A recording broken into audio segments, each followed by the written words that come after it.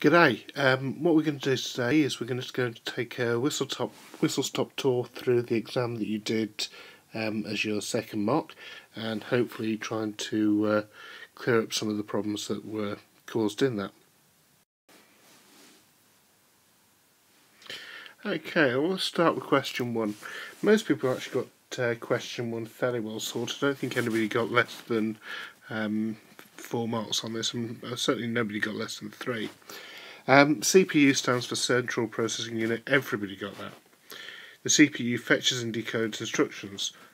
I think everybody got that. The speed of a CPU is usually measured in gigahertz. Well, actually, this one seemed to have caused a bit of confusion. It is usually measured in gigahertz. It's not always measured in gigahertz, but the question does specify there very clearly, usually measured. And it's sort of a best fit answer. It doesn't have to be measured in gigahertz. It could be measured in many other things, but it is usually measured in gigahertz, and therefore that is true. If a CPU has many cores, this slows down the computer. Well, the key there is the slows down. Multi-core CPUs speed up the computer, so this is false. I nearly did a little silly thing there and actually put a cross by false, remembering that the instruction says to tick one box. We need to make sure that we tick one box.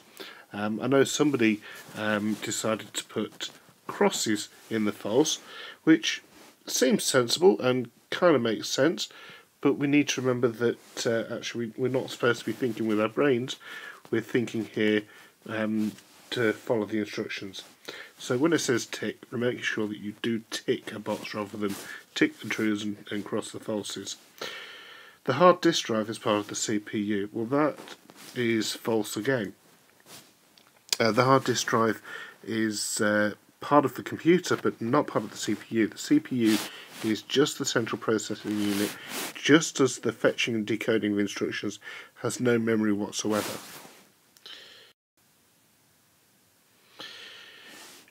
Next, we've got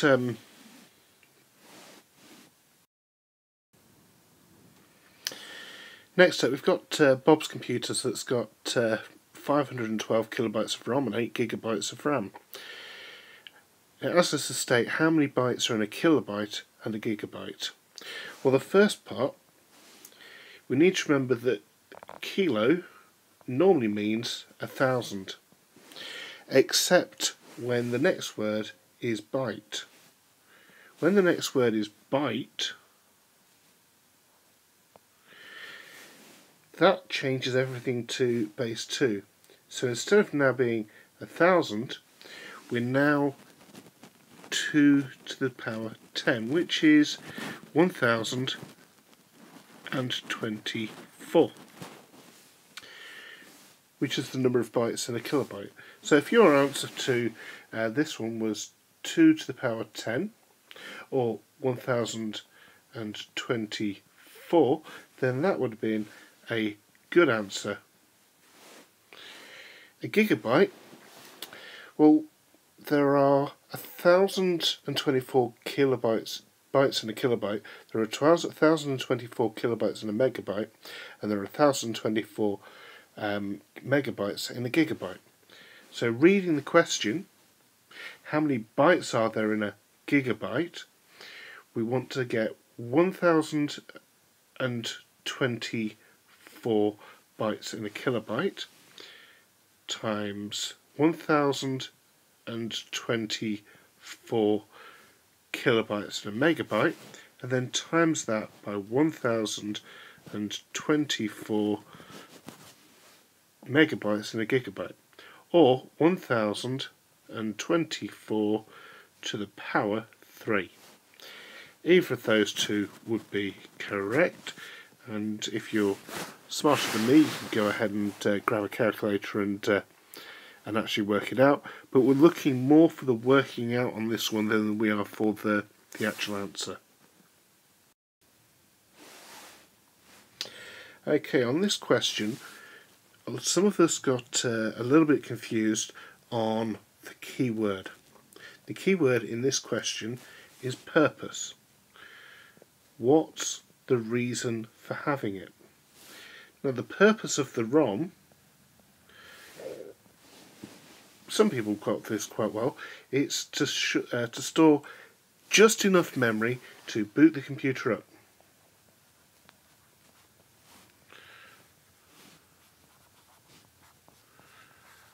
Which is stored in the BIOS. Okay, the purpose of the ROM is that it's just the bootstraps. It's telling the computer how to be a computer. The purpose of the RAM is it's the store for everything else. It stores all the programs that are being used by the user.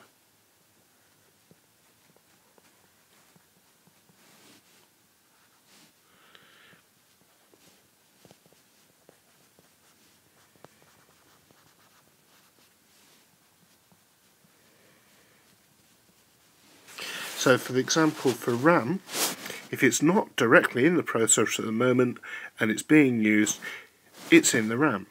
So at the moment I'm creating this video. This video is being stored in my computer's RAM. It's being presented on the screen. It's being stored in the classroom's computer's RAM as it's being produced. The operating system Windows is in RAM. It's nowhere near ROM. There is no such thing as a Windows computer. Computers load Windows after they've booted. It's one of the first things they load after they've been booted. Every document that you work on at the moment is in RAM. When you've saved it, it goes to a hard drive. The purpose of ROM is not that it's volatile. It's not that it's small. It's not that it's cheap. It's not expensive. The purpose is to boot up the computer or to contain the BIOS.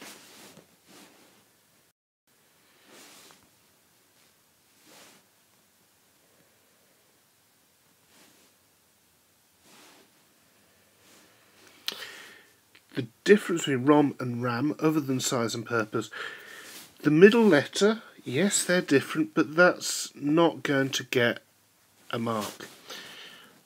The main differences we're looking for, other than size and the purpose, the one that most of us put was volatility.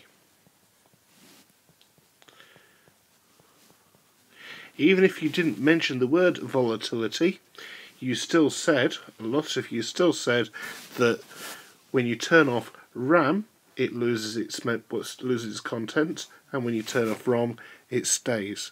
That's the meaning of volatility. So you either use the word volatile, as in RAM is volatile and ROM is non-volatile, or you just describe what volatility was. This in general was done very well. Okay, here we came to the first of the big scary 6-point questions. Now you'll notice there's an asterisk in the question number, and what that means is that actually we've got a little bit of candidate info for you here.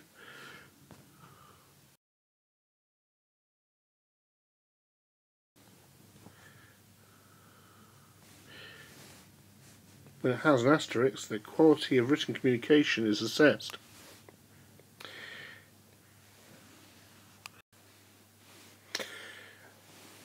Okay, so the quality of written communication assessed in this question. Really, that shouldn't be too scary for you, though.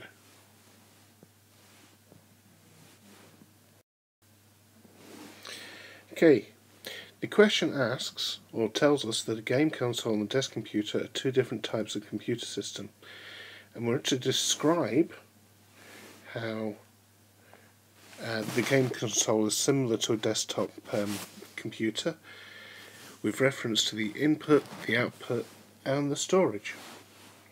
So, let's start with the input. In a games controller, we usually have the controller,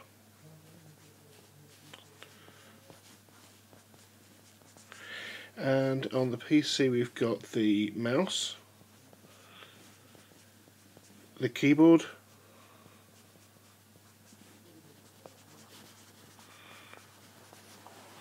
and we might have a microphone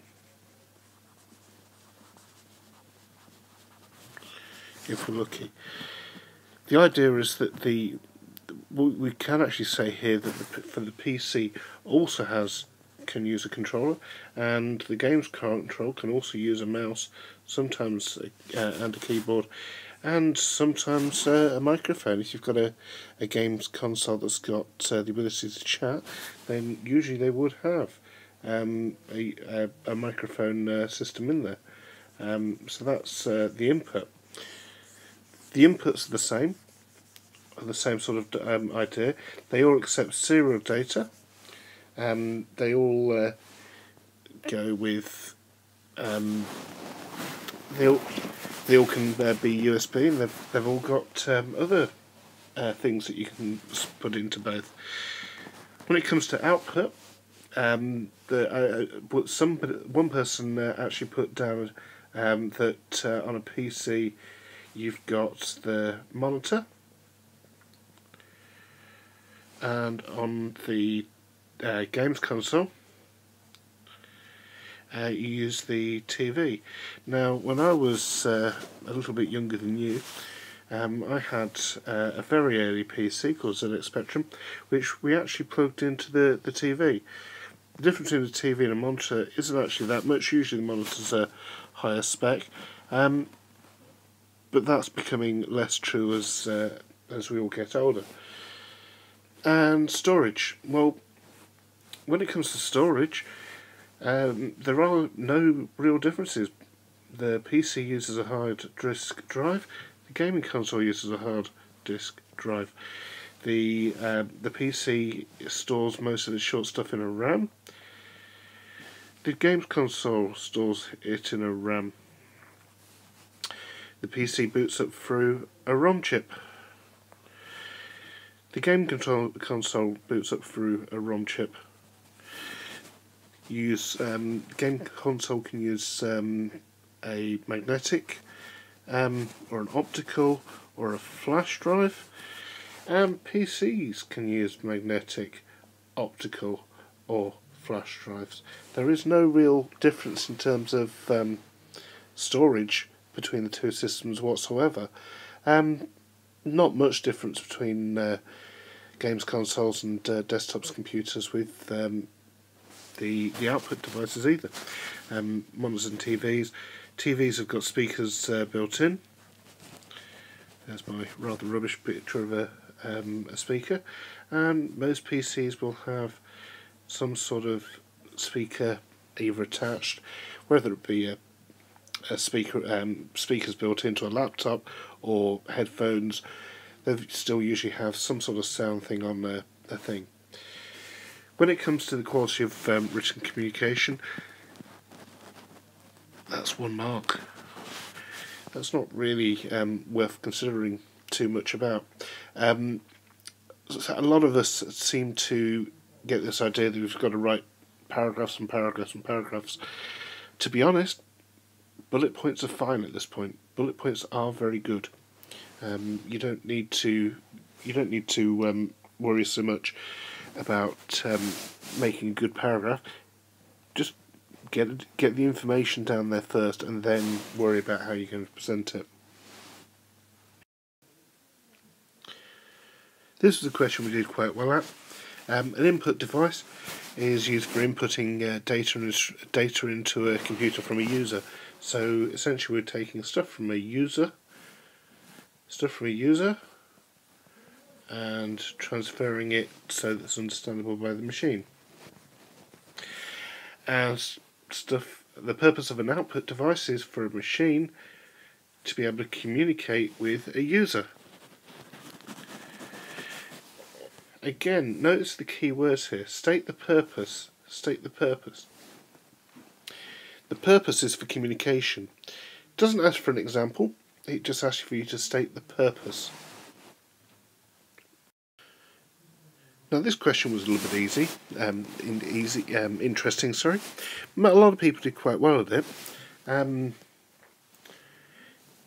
and this was this is a question that comes up most times. Customers input the destination using a touchscreen and pay by card and receive a printed ticket and receipt. Describe 2 ways that the hardware in the computer terminal can be adapted so blind customers can use it. Now, a lot of people talked about having a speaker or text to speech software, and that's fine.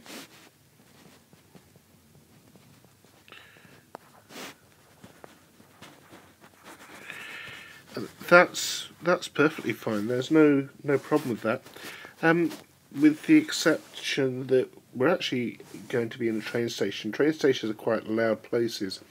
If you've ever tried to listen to something in a train station, you're going to run into a few problems. But that's not a bad idea. Another suggestion that came up quite often was a Braille keyboard. Braille is spelt like this, Braille. It's not a bad suggestion, although, I mean, it does say here touchscreen, which kind of makes would confuse non-blind people.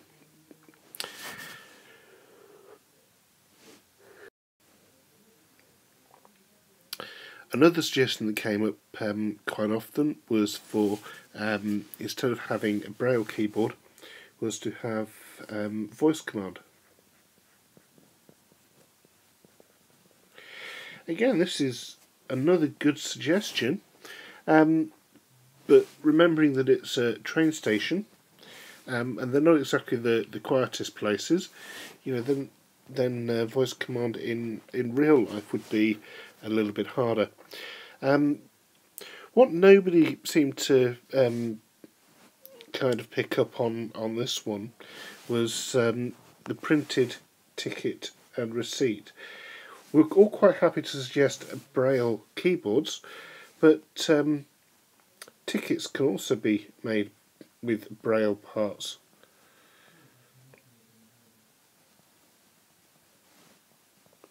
And so can the receipt. And sometimes, if you think about how often you go to the station, they tend to print the receipt on the same shape and size card as they print the ticket. So it's not always that easy to sort of figure out which is the ticket and which is the receipt. So that was kind of one that wasn't picked up on by anyone. Would have been a nice one. However, having said that, this was generally answered very well.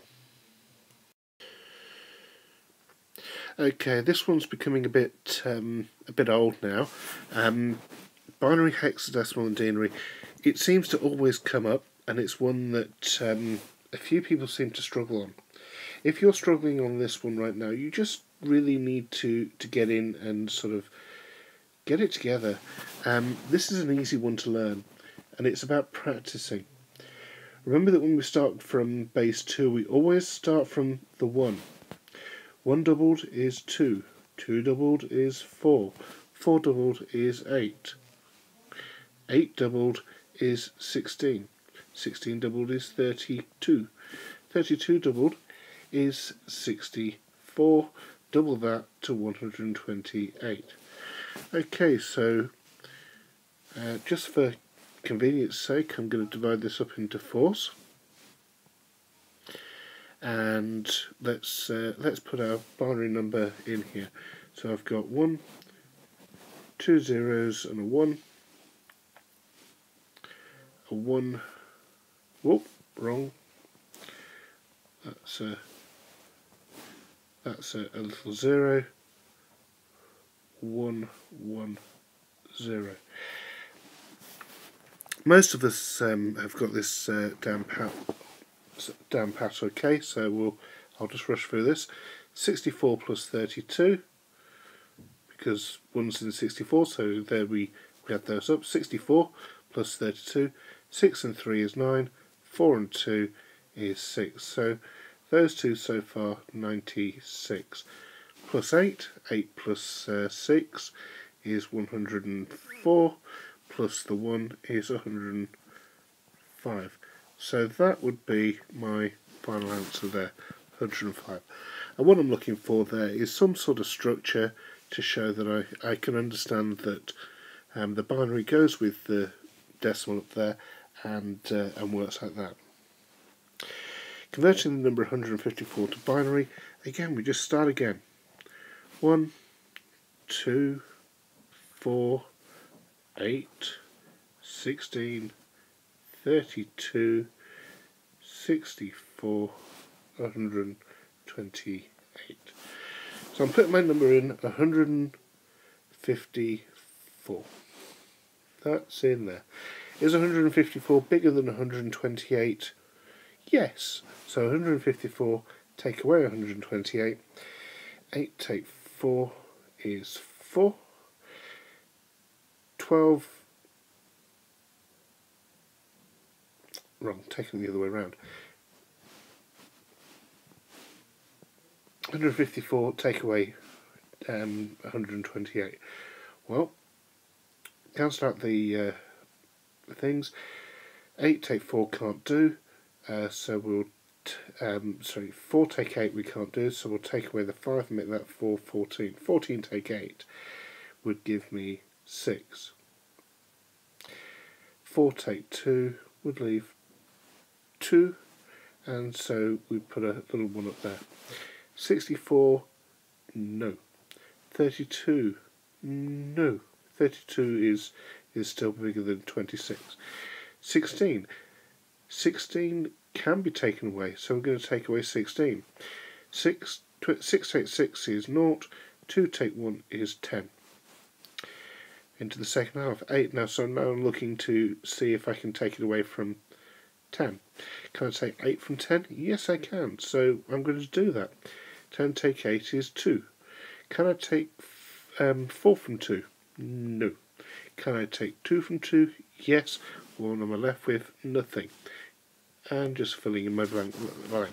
So my binary then becomes that middle row there. 1, 0, 0, 1, 1, 0, 1, 0.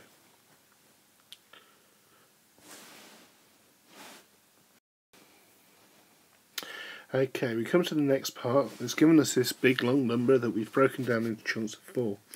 Now chunks of 4 is exactly what we need for converting binary into hexadecimal. Now the first one's already done for you. The 8 is done quite nicely. There. 1000 equals 8. 111 equals F. We already know these. These are easy to do. The next one should be easy.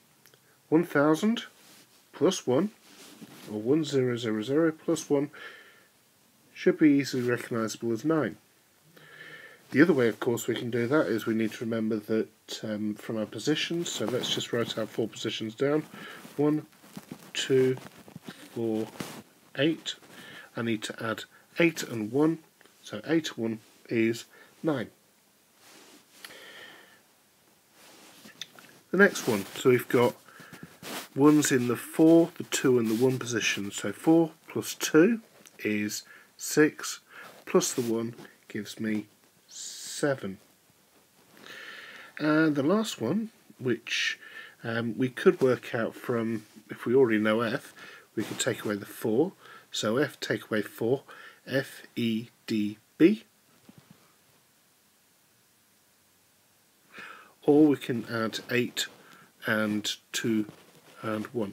8 and 2 would give me in decimal 10, which is A, and in hexadecimal would be A, plus the 1 would be 11, which would be B. So we can either do F take away the 4, because we realise that that's missing, or we can go through the digits. Having the first 2 there actually makes things a little bit easier because it gives you two to work from, if you like. Why do technicians prefer to use hexadecimal rather than binary? Because it's shorter, it's easier to write. Is it easy to remember? Yes, it's easy to remember B than 1011. So any of those. And the words were shorter,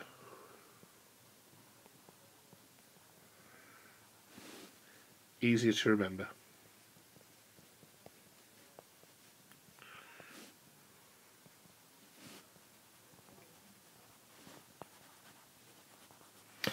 Maybe even quicker to write down.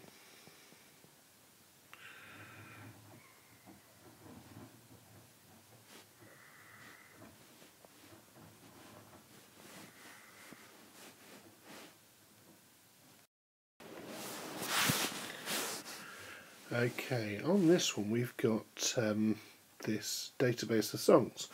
The database only has one table, but that's okay. A few of us had a few problems with this one. Nobody really had a problem with the song name, which is this column here. You read through that and they're all words, and words are good because we can describe words as string, or the other word that we might use would be text. Both of those two words are fine. You could either use words or character strings. They're all good. The next one caused a bit of a ruckus, the length. Length, in this column here, are numbers. But we don't say numbers because numbers is not specific enough. We need to say that they're numbers with decimal points, which means we need to use the word decimal.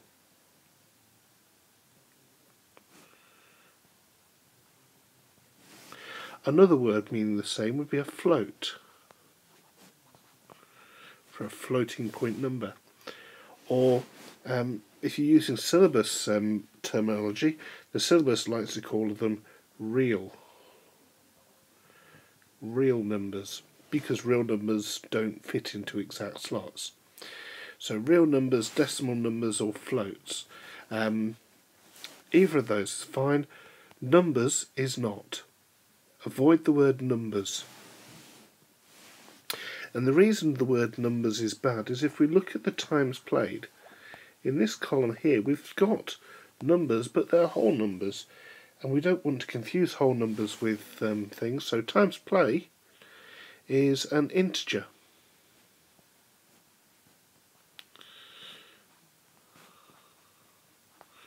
Which is a whole number. The word integer is the word that you need for this one. There aren't really any other words for this one. The last one in this series is the protected scheme there. Now these are either true or they're false, and the word that we're looking for this is Boolean.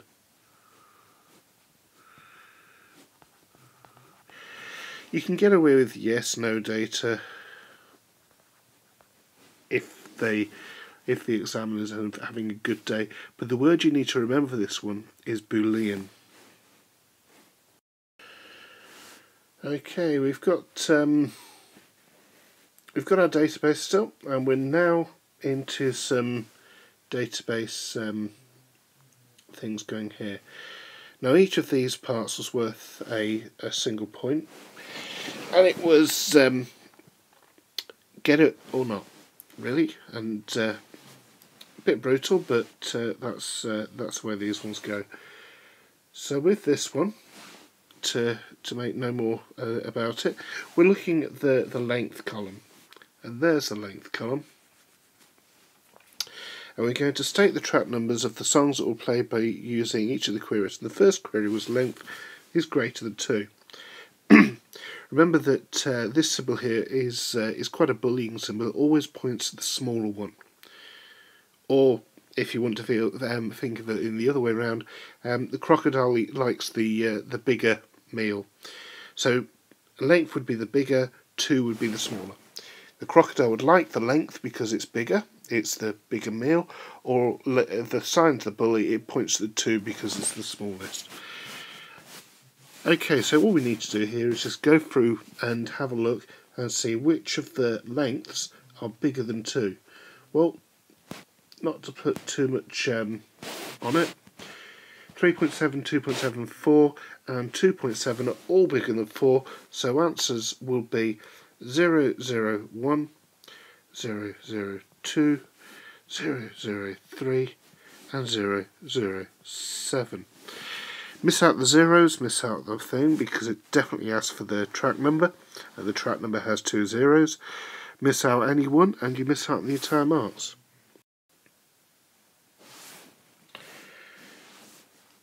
Okay, back to the same table, similar sort of thing,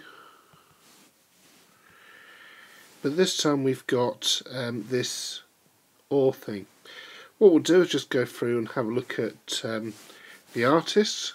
So we're looking for MC Nail, so that's that chap there and that chap there, and where protected is false. Well, that would be this one here, this one here and this one here. So we're looking at the protected scheme. Now OR means that if one or the other is true, then we're in for a winner. So 3 has no protection, so we would put in 3. 4, nothing's ticked. 5, both of them tick, so you know that covers that's within the OR. So 3, 5, 6 and 7. Whoop. Okay, do remember to put the zeros in. It's one of those pedantic things. And the third part of this has the same table, but this time the Boolean term in the middle is a nice little AND. So we're now looking for something that has both of those two properties. So going down the table, we're looking at the song and the times played. So the song is skit. Well, that applies, just going down the thing, to those two there, and the times played being greater than 0 applies to that one. No, wrong. Read the question. That's a good thing to do all the time. Read the question. Times played being greater than 0. So that's that one, that one, that one, and that one. Now the AND means that I'm looking for ticks in both columns. So the only one where there are ticks in both those two columns is 0, 0, 6. It's important to read the question, because if you don't read the question you'll end up making mistakes like the one I was just about to make, but didn't.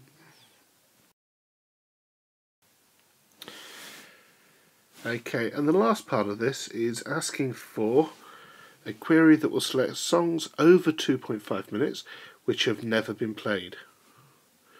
Well, songs over 2.5 minutes, so we're looking for length greater than 2 and which have never been played, so we're looking for times played equals 0. Now if we read this for all songs over 2.5 minutes which has never been played, we know that we're either going to have to put in an AND or an OR. Now which makes more sense when we read it? Does the word OR, where the comma goes, change the meaning of the sentence that will select all songs over 2.5 minutes or which have never been played? I think that does change the meaning of the sentence. What we normally mean when we say all songs over 2.5 minutes and which has never been played. So the word that would go in the middle would be AND. And generally for this one we're looking for a correct first and second criteria, and the joining word being an and.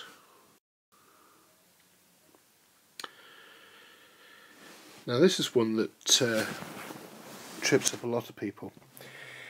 Explain using an example what is meant by an entity and how an entities relate to the tables. Well, in the rest of the question, the entity has been the song, which has been the thing that the table is about. So a table is about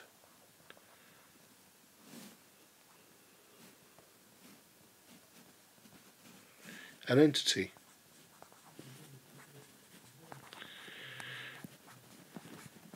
So an entity is a group of things.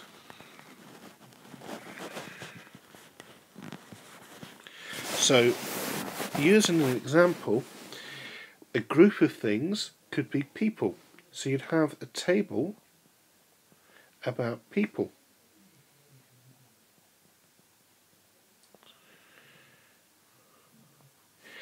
If we have the table about people, then we look at certain aspects of people. So we might look at their surname. We might look at their first name.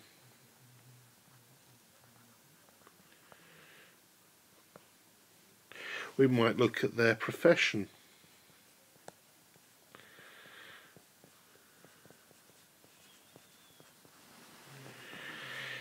And if we were looking at these things here are fields.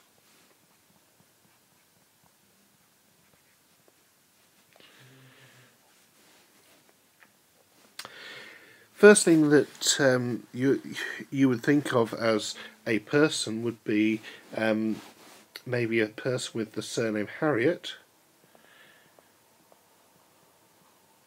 and the first name Ainsley,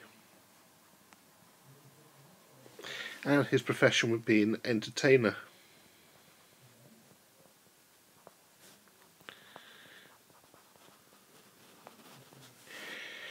Now, Ainsley Harriet is not an entity. He is part of an entity, or is a type of entity.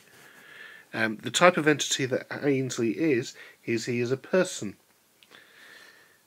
He belongs to the group of people. The table he's in is about the entity. He is a record.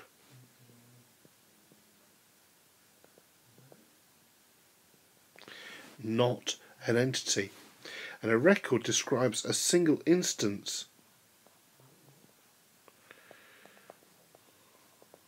of the entity, not the whole group.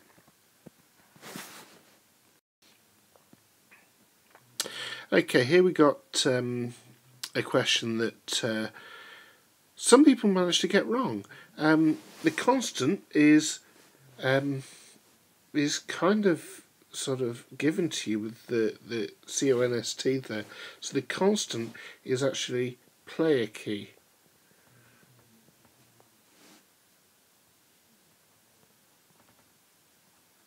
Okay, it's defined there using the constant keyword, and it doesn't change. It's not player key equals anything, the constant is player key. The example of the variable in the algorithm would be position. Now, a variable is declared like that. It's just with a single equals. Key pressed might be a second variable. However, it's being assigned as a constant or to a constant, so that's a bit odd. But position is definitely a variable. Key pressed is a variable, but it's not as good an example as a variable as the player key. The player key is a constant because it's declared as a constant.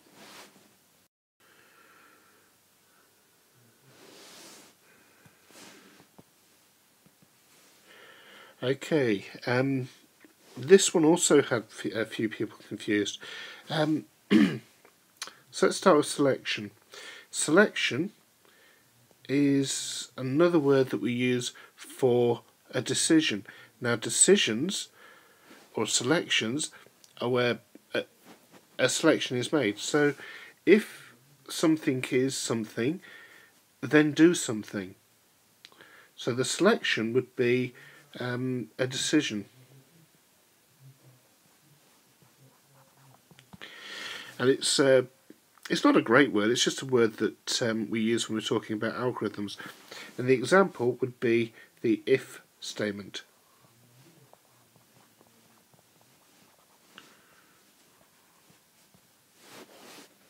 The other part of this was the iteration.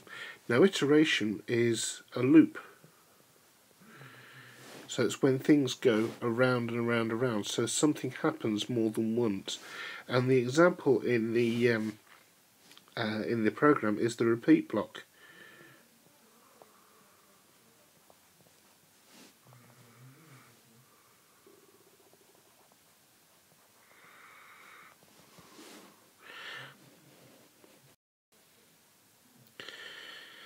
Again, this one was kind of interesting. To make the game more interesting, Julie changed the rules. Each time the spacebar is pressed, the position of the player will now move up by a random number. Well, the first change that needs to be made here is that instead of saying position plus 1, we now need to put position plus random number.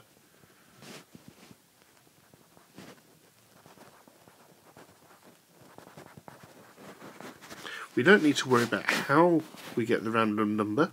We just need to know that we're actually now entering a random number, and that's the change that it's asked for. Can't write from this one for this one. The second change we need to consider is here. Because we're now adding a random number, we're not necessarily always going to add to land on 100. So we need to now change this to until position is greater than 100. In which case, we need to do this so that we don't risk running into an infinite loop where it just carries on past 100, and because it will never equal 100, then it just goes on forever into the nothingness.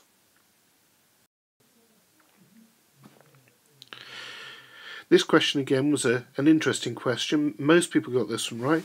Compression means to make the file smaller.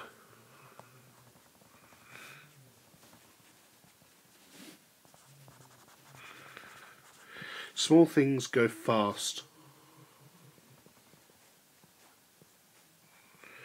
Okay, with this question, some people made mistakes because they didn't read the question.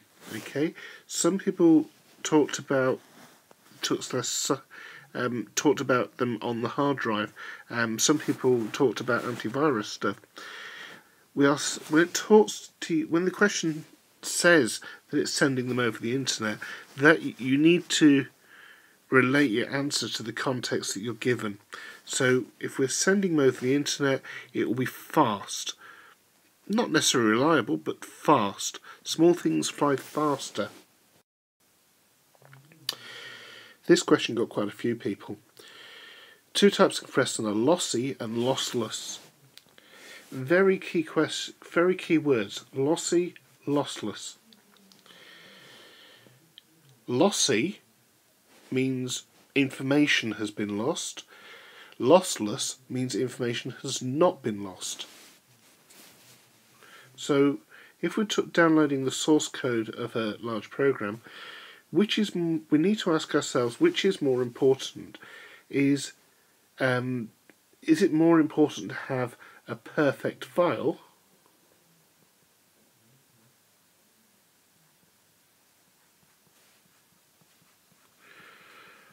or speed?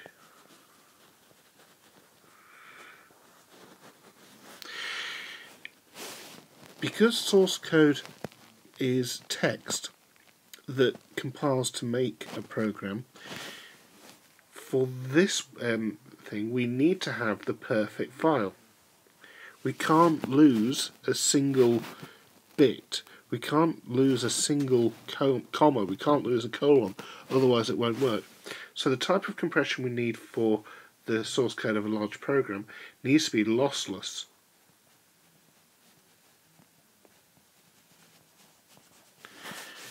That's very vital.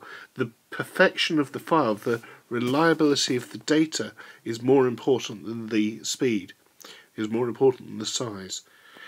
Streaming a large video file, well, to be honest, if you're watching a video file over the internet, you don't mind having a pixel out of order, which is what it's talking about. So when it comes to the question of perfect file,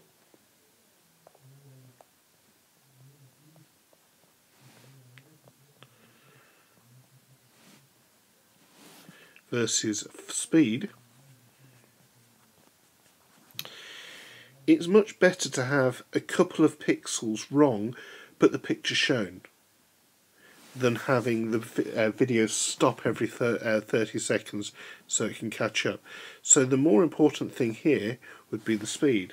So we can have lossy.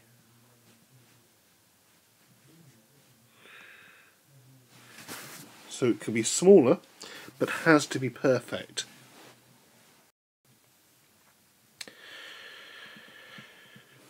This is one that we've talked about before. The difference between off the shelf and custom written. Well, off the shelf, most people got mass market.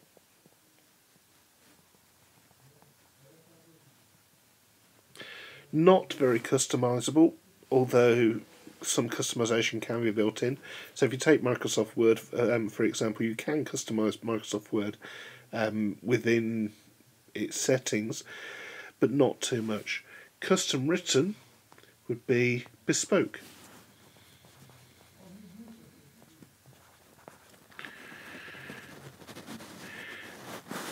Now, the easy comparison to make here is if you wanted to go and buy a suit. If you wanted to go and buy a suit from Marks and Spencer's, this would be off the shelf.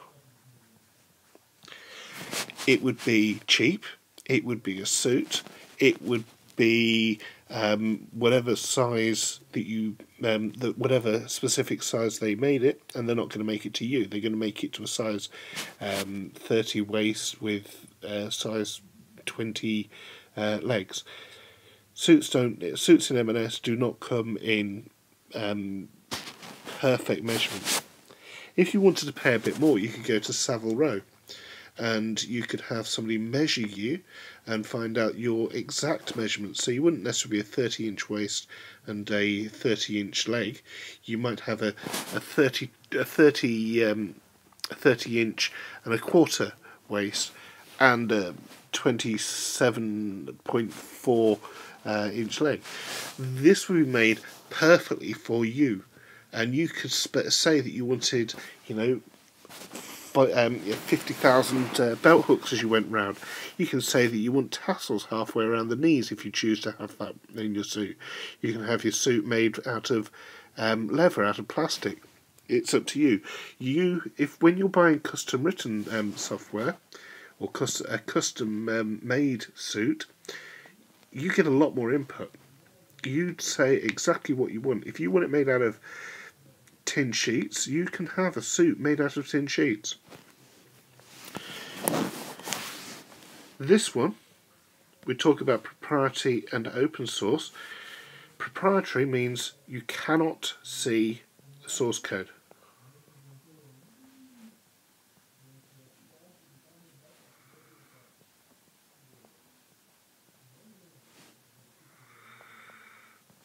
Open source means you can see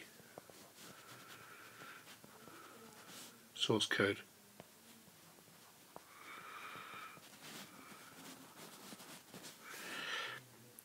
That has a couple of things that go with it. Quite a few people talk about reliability. There's no real difference in reliability between the two. They've both been tested. Proprietary stuff hasn't been tested as much because they have a small team of highly paid testers who do it as their day job. Open source software tends to have a lot more testers who do it at the weekends. So you can't really talk about quality of testing. We can just talk about more people being involved, and therefore problems should be seen by a bigger audience. The word free is a dangerous word. Free has two meanings. Free could mean free of money, so gratis, or it could mean it is free as in it has freedom. In terms of free, it has freedom, like a dove,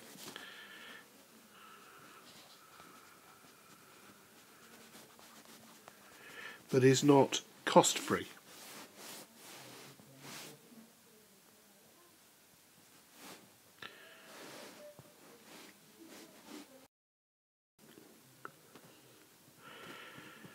Okay, this question was very much an exercise in reading the questions. In terms of this question, the key word is here. This little 5-letter thing that a lot of people seem to completely miss on. The legal issues that the school should consider when choosing the software for managing pupils' attendance and examinations. Well, those who did read the question managed to get the first part very easy. The first law that concerns this is the Data Protection Act.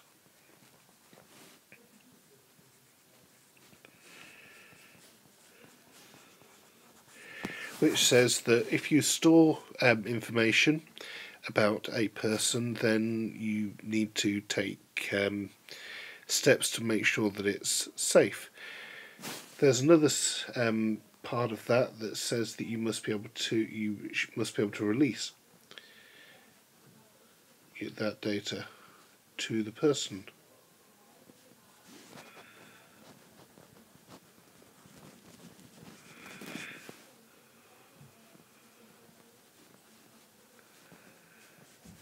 The second main issue in the legal side would be licensing.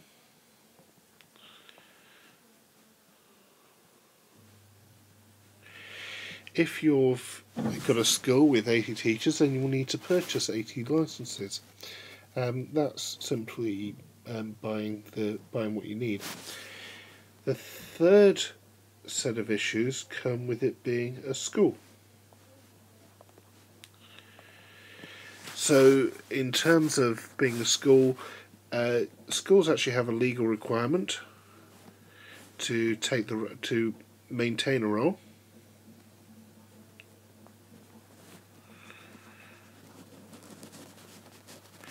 And there are certain legal issues because it's managing attendance in terms of a fire drill. So when a fire alarm goes off, one of the things that needs to be done is you need to take a roll, and the fire drill, in the event of a fire drill, that information that's stored on the database needs to be accessible from somewhere else. So there is there are issues about whether you can install it just on a PC, because think about what happens during a fire drill. You can't send, once everybody's outside, you can't send anybody in until the building's declared safe. So somebody has to have a copy of who should be in and out without coming back into the building. Nobody mentioned number 3. Quite a few people mentioned number 2, and quite a few people mentioned number 1. But the biggest problem on this one was just reading the question. A lot of people started to say why they should choose open source over proprietary, or proprietary over open source. That wasn't the question. You need to check that you read the question carefully.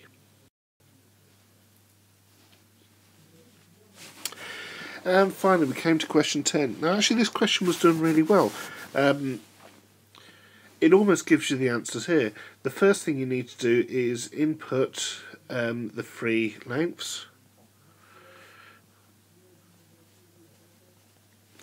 Now, notice there that I'm not putting L1 plus L2 plus L3 because that has a different meaning.